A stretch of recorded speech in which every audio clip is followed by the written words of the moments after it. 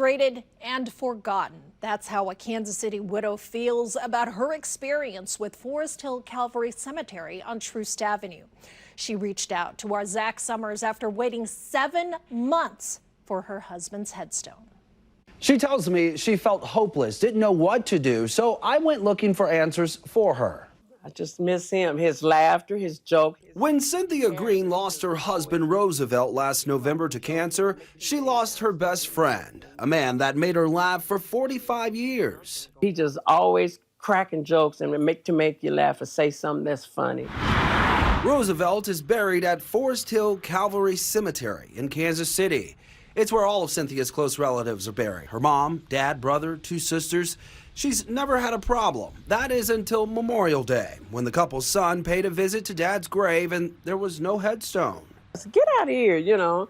He took a picture and sent me the pictures, made me pull out the paperwork and says, well, I know I paid for all this. And she did. The paperwork proves it. It shows she bought her and Roosevelt's lot back in the 1980s. She paid for the headstone in '96. A granite, moonlight, 48 by 18.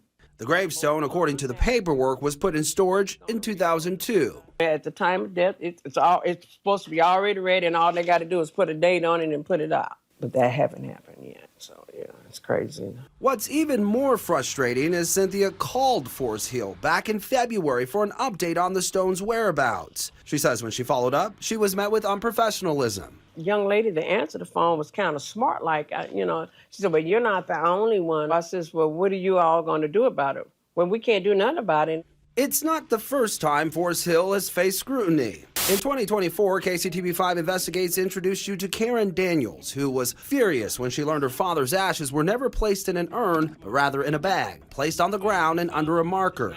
This is not what we signed up for. In 2022, relatives of the half-brother of late rock star Prince also blasted the cemetery after waiting years for a headstone. Missouri business records show Forest Hill has changed ownership 3 times since 2006. One previous owner was based out of Pennsylvania, another out of Oklahoma. It most recently changed ownership in June of 2024. The owner, local. Hi, my name is Zach Summers. I work at KCTV5. Is Jamie here? The new owner, Jamie Oberfold, did not want to go on camera, but she did sit down with me and offered the following explanation. Despite Cynthia purchasing the stone decades ago, the cemetery ordered Roosevelt's headstone in 2024, but it got caught up in a backlog with their third-party monument vendor.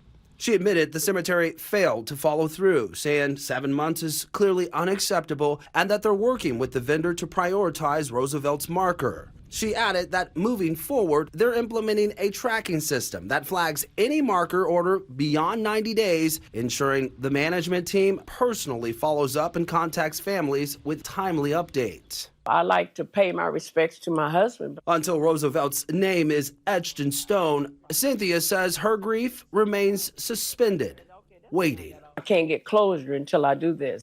Now, a week after I talked to the new owner at Forest Hill, she sent me this picture here showing Roosevelt's headstone there installed at his grave. As you can imagine, Cynthia, happy about that.